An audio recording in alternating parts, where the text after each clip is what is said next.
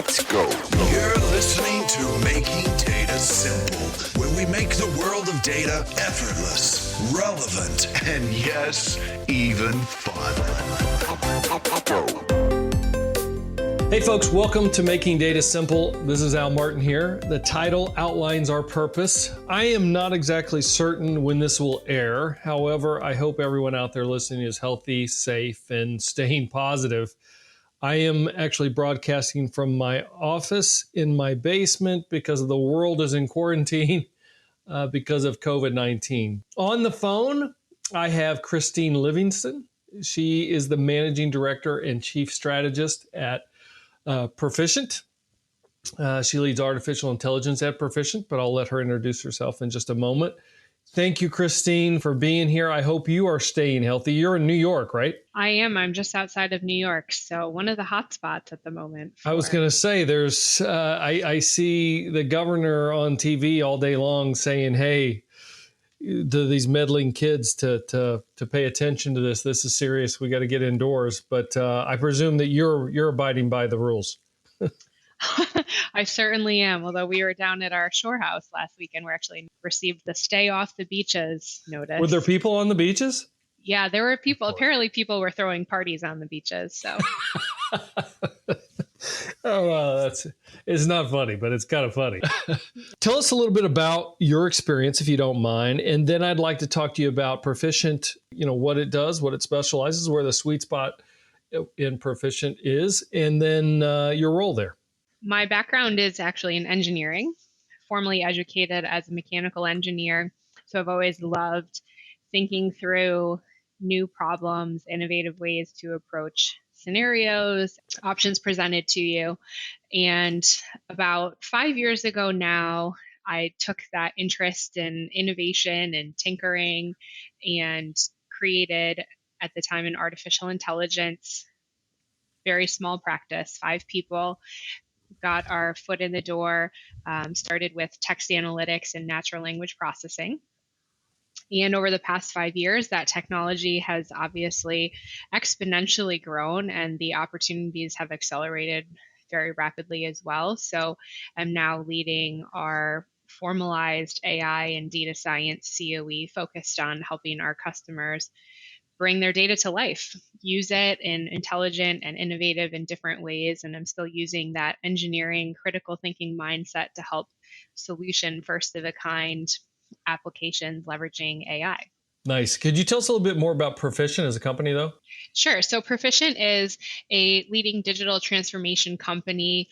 We have about 3,000 colleagues worldwide, focusing specifically on digital strategy and digital transformation with dedicated practice areas focused on data, cloud adoption, management consulting. We've got about 30 offices throughout the US and global delivery centers in India and China, as well as some nearshore facilities in Mexico. Just about $500 million a year in revenue, had a record-breaking year in 2019. I got to ask you, how are you dealing with all the COVID-19? Is everybody working from home right now? Everyone is working from home. It's interesting in the world of consulting in that everyone is used to working remotely, but usually on site. Our network has held up, our VPN has held up, our WebEx and teleconference services are all staying strong. So I've recently taken over services for data and AI, and I have the same experience. At first, it's kind of going into the unknown, but so far it's so good. Very few situations where we could not work remotely. The one thing I think that may change, I don't know if you agree with me here, is how we virtually work with one another. I think a lot of the companies are going to look, hey, that worked out pretty well. Maybe we don't need to do all the traveling that we've been done in the past. Are you thinking the same, or are you on a different wavelength? I certainly think it will change the face of the typical consultant work-life balance, right? I think we'll see far fewer companies asking for 5 days a week on-site presence and probably being a little bit more strategic in the on-site opportunities. I'm sure there will still be some travel, but I would expect it to decrease as well. I'm sure there's still certain key meetings that it's nice to have face-to-face for that hopefully once this all subsides, we'll be back to that cadence. Yeah, I tend to think it will. I think if I was the airlines right now, I'd be a little bit concerned because I'm not sure it's ever going to return to where it was, at least for some time. We actually had a client the other day, given I do consulting and services as well, that we had arranged a design thinking class. And I think the assumption was, hey, that must be done on site. And so they originally canceled, and we said, hold on. I mean, we've got a lot of technology here that we can leverage. And it turned out to be one of the best classes that we've had by their own admission. Times are changing. We'll see how it goes. And maybe I'll ask you a few more questions in a minute. Your educational background is in engineering, physics, and mechanical engineering, correct? That is correct. So you didn't like electrical? I mean, I did not like electrical. The circuit design was, I could only program in so many zeros and ones. You wouldn't be able to guess what I might have graduated in, would you? Electrical. Electrical. Yes, of course. Go. So how do you go from engineering, physics, and mechanical engineering to AI? What's that path look like? I'm still not clear.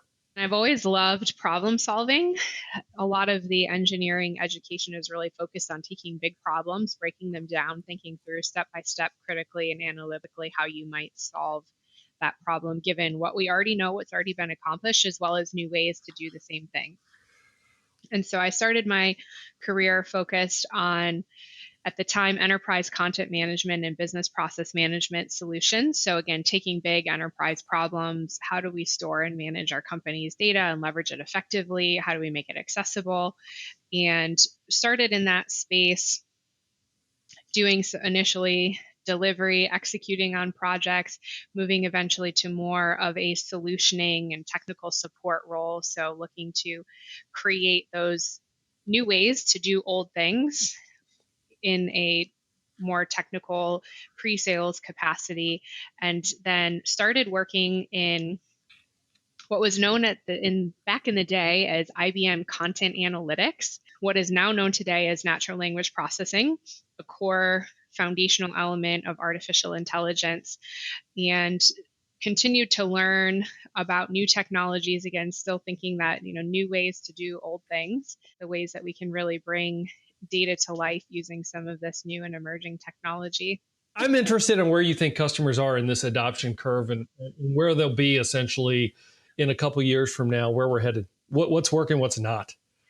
One of the interesting things we've seen happen over the last 5 years, so there's a ton of data out there stating that AI adoption has tripled in the past 3 years, right? So it's really becoming, less of a POC, POT, let's dip our toe in the water, see if maybe it feels nice, and see what we can do to really meaningful enterprise transformation. And it's becoming more accessible, right? 5 years ago, you were looking at companies who had millions of dollars to invest in first-of-a-kind solutions. To today, we're talking about much smaller scale companies and organizations leveraging some of the same technology. And so in terms of adoption curve, I think we're seeing, less skepticism around what some of these technologies are and what they can do. And there's more of a focus around true business value. I'll say that's one of, I think, the best things that's happened in the past few years, was rather than customers saying, I need Watson or I need AI, and just not even knowing what they were looking to accomplish, right? Just trying to check a box for their CIO. We've seen customers recognizing that it has to be a business-led effort and you have to be driving toward a meaningful business goal. And so we've seen an increase in adoption as companies are more focused on business outcome and business results and more closely partnering within business and IT organizations. And so I think that will certainly continue to be a trend. I still think we're at the very beginning of virtual agents and chatbots or digital assistants, whatever you want to call it or think about it. But we've started to really see that they can drive meaningful, human-like, empathetic interactions. And we're just still in the very beginning, I believe, of adopting and scaling those technologies. And I think that will continue to be a huge trend over the next couple of years. Yeah, I agree. By the way, Watson Assistant from a bot perspective, we've been able to use it here internally to IBM, and we're to nearly 80% self-help and 20% assisted in support. So it can transform support. But speaking of, you talk about empathy, Not quite to that extent, but let's talk a little bit about some of the work you've done around natural language processing, NLP, because 20% of data is usable, the other 80% is unusable, maybe even invisible. Well, it helps to have NLP to mine, analyze, and understand textual data. What is your experience in that space over the last 5 years? So I think we've seen, again, a couple of patterns emerge in terms of what customers are leveraging natural language processing for. And as you alluded to, there's a couple of different specific applications of natural language processing that we have seen. And I think you can think of it, some of the common patterns we've seen are text classification, where you're looking to group information and separate text in a classification categorization way, or entity extraction, which is where you're looking to transform unstructured data to structured data elements. We often do this so that we can leverage downstream predictive analytics and machine learning models, which are not built to leverage unstructured data. Question answer systems, which I would distinguish a little bit from a virtual agent capability, because it's really more just about understanding the intent or the purpose of a question and surfacing back a simple answer. So this would be like a very basic chatbot. And then some sentiment analysis capabilities. And then a more interesting thing that I think we'll see explode as well is leveraging natural language processing for language translation rather than just, a word for word or phrase by phrase translation, trying to really get into the meaning and create more harmonious, logical translations. Entity extraction is providing probably the most business value, and this is where we've done some really interesting work in healthcare. We've leveraged natural language processing to read through the EMR. So for example, if you think about when you go see your physician and you fill in your intake form and you've got 20 different checkboxes where you're going to say, I'm 37 years old and I have a history of asthma and diabetes, and you're going to fill out all those different elements. They're all structured data points that your physician can use, but then you're going to actually sit down and have a conversation with them about why you're there and what your family history may be. And you'll really express, the reason for your visit, your concerns, and what you're hoping to accomplish. And all that information is stored when your physician enters his notes about your visit. And we've done a lot of work with natural language processing to read through those notes at scale and do things like patient disease state identification, or again, predictive readmissions, understanding how likely you are to present with a secondary state, or even looking at opportunities to help provide more personalized care for patients. So understanding perhaps patients can't afford medication, or they don't have transportation to get to their physician site. So leveraging that power to read through those notes and that input at scale, we've been able to create some really meaningful healthcare applications, particularly. What area is providing the most business value? We've done a lot of that in entity extraction. Entity extraction. Oh, yep. I see. And why do you say that? You can do a lot of the downstream analytics. In order to fully automate a lending cycle, you need to pull out key data elements from a huge piece of content. What's the APR? What's the amount financed? What's the payment term? Who is the primary lien holder? Is there a co-borrower? You think about all that information that exists across multiple documents. In order to automate that process, you have to be able to pull out those discrete data elements, right? And so leveraging natural language processing, we can read those financial documents at scale and pull out key entities. If I'm a client, what should my expectations be in terms of how long it's going to take me from start to finish to implement and see that value? If you're willing to right size your solution, which is a critical element, we've seen value typically. Well, hold on, I gotta stop you. What do you mean by, go ahead and clarify, right size your solution? So let's say you take a digital mailroom scenario. Yeah. You might have 1,000 different pieces of information that could possibly come in that feed, 300 different business processes. Right. If you're looking to automate all of those on day one, it's going to take you a while. If you, however, say, here's some critical functions, processes, and data types that come in, let's focus on those first. You can deliver meaningful value again in about a 3 to 6 month window is typically the sweet spot we aim for. 3 to 6 months. Sounds good.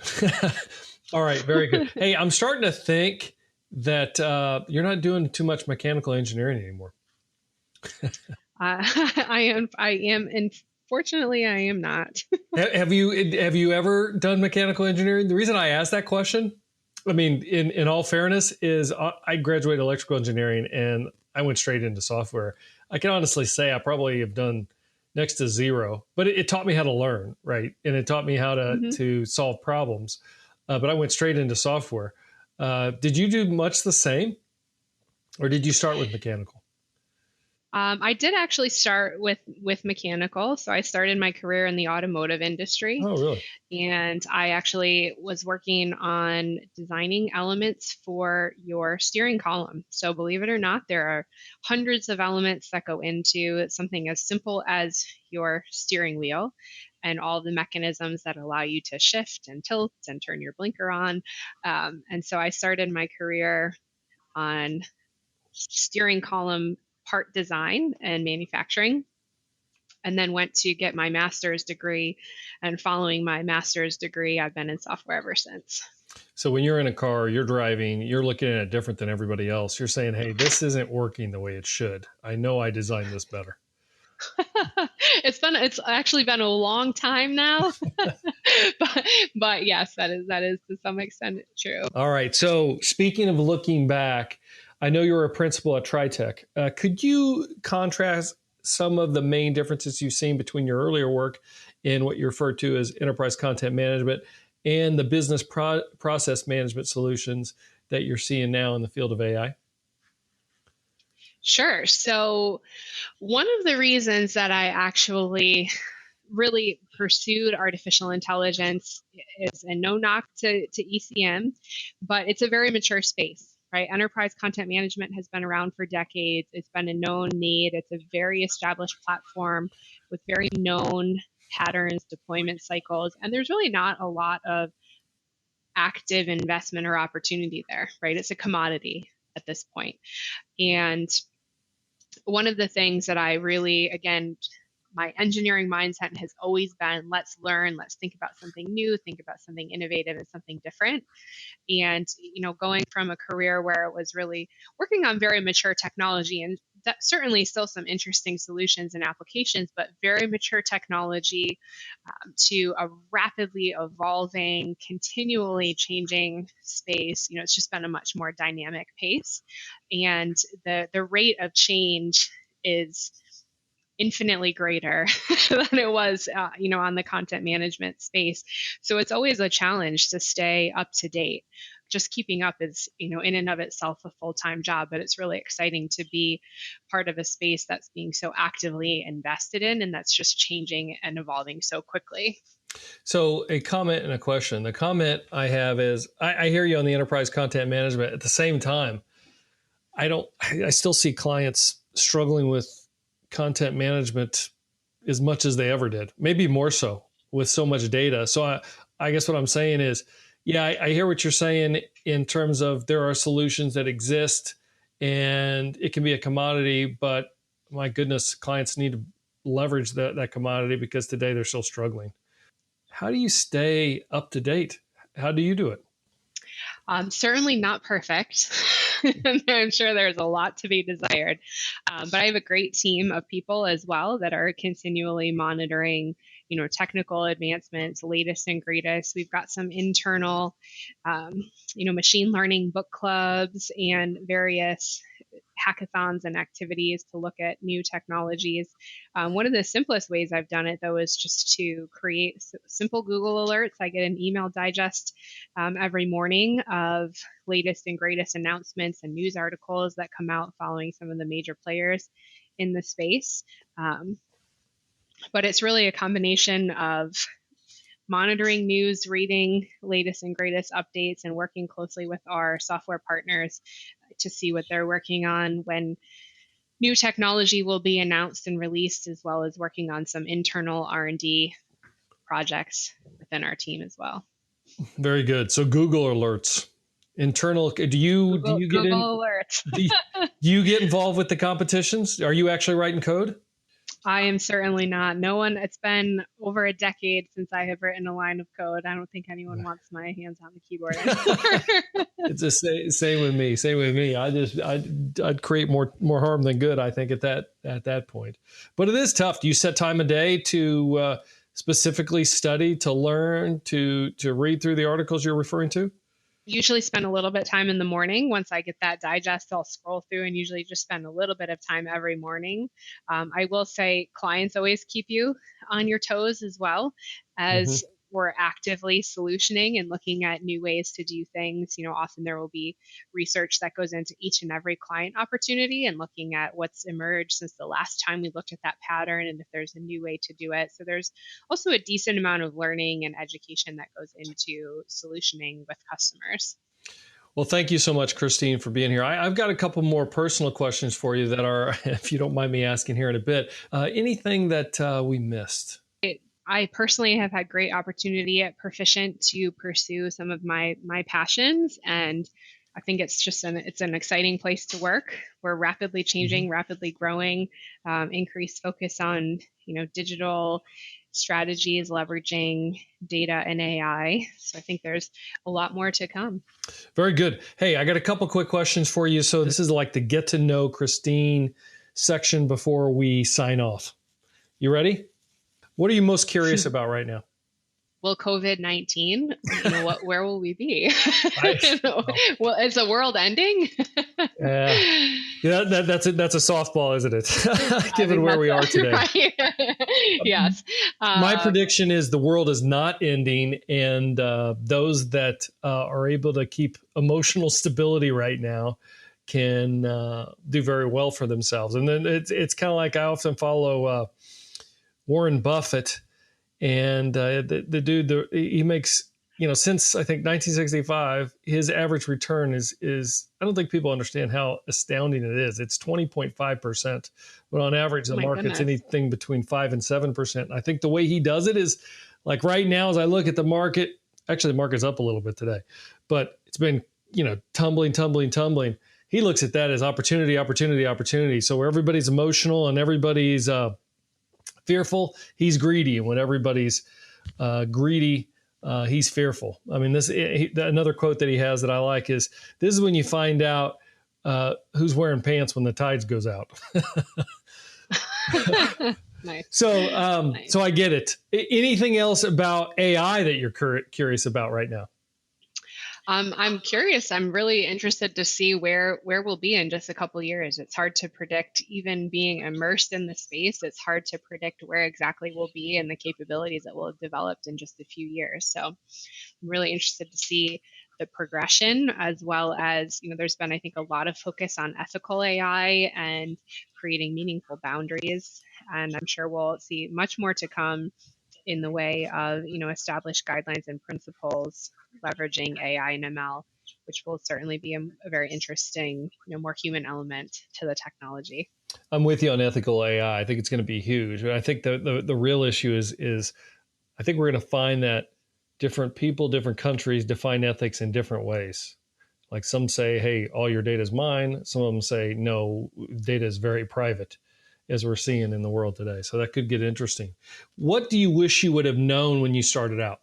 Well, I mean, one of the things I remember very specifically being asked when I was first starting out in the space was like, well, tell me, what are the use cases? What are the applications? And I was like, I don't know. I mean, you really didn't know, how it was exactly going to be leveraged. And you could hypothesize and you could brainstorm, but it would have been, if somebody had that crystal ball back then that could have said, this is going to be how it's all going to play out. And these are the use cases to go after and the things to focus on. That would have been very, very interesting. I guess we needed Warren Buffett. What do you work towards in your free time? I mean, what do you do for fun is essentially that question. I've always loved a healthy dose of DIY. So my husband and I have collectively renovated, I think, about 5 houses now. Wow. So that's been a professional That's more than hobby, that's right? more than a It's more than a do-it-yourself 5 houses. That's a So That's another job. That's a side hustle. Well, we've lived in all of them, so it's not okay. quite the same. But yes, it's certainly a fun thing to do together. Now, do you actually do the manual labor yourself, or is it more I hire this out and you're the decorator and get things done the way you want it? So, it's shifted admittedly a little bit over the years. Yeah. We started out doing everything ourselves and learned how to do a lot of interesting things. And, over the last couple of years, it's been a little bit more strategic what we do ourselves versus what we hire out. But there's still a healthy dose of DIY. We've been using our time, hold up with COVID-19 to repaint and renovate. So, Really? So is this an episode of Flip It then? Sure. You could go that way. Yeah. I mean, you do it. I mean, you get them all nice and then you say, all right, time to sell and start all over again. Yeah. I mean, hopefully not. Hopefully we're settled for a little while, but we have done that. Well, it sounds like five houses. Then you must be kind of in that little MO. I did that with my last house. Got it all fixed up. First thing I did is sell it. Like, I don't know why I would do that. I don't know. Something's wrong with me. What is the book that you've most commonly recommended? Your favorite book? I love reading. But I unfortunately have an affinity for fiction. That's okay. Give us a fiction book. I've loved all the Dan Brown books. Yeah. Da Vinci Code, Angels and Demons. I've read every single one of those. If there's one thing that I've learned about you in both the questions that got us here and then the questions about you is that you seem to like problem solving, like working with things, seeing something from start to finish. Same reason why you're fixing up houses. You get to see the before and the after.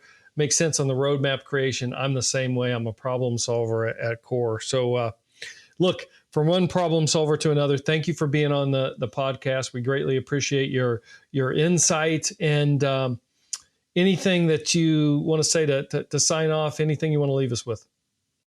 Really appreciate your time, the opportunity to be on the podcast. I will say as a continual innovator, when you look to innovate, don't ask who's done it before, because if someone else has done it before, you're not actually innovating. So think to do something outside the box that hasn't been done before is the definition, right, of innovation. Fantastic. That's a great sign off. Thank you for being here, Christine. I greatly appreciate it. Good luck to you in Perficient in the future. Thank you. Appreciate your time. Listeners, thank you again for listening. I'll see you next time on the podcast. As always, let us know how we're doing. almartintalksdata@gmail.com. Love to hear from you. Please give us a review. We'd appreciate it. Thanks again. See you. Thanks for listening to the Making Data Simple podcast, where we make data fun. Be sure to visit ibmbigdatahub.com/podcast to access the show notes and uncover even more great episodes. Remember, the views expressed here are those of the host and its guests, and do not necessarily represent the views of IBM. Until next time, let's go. Over and out.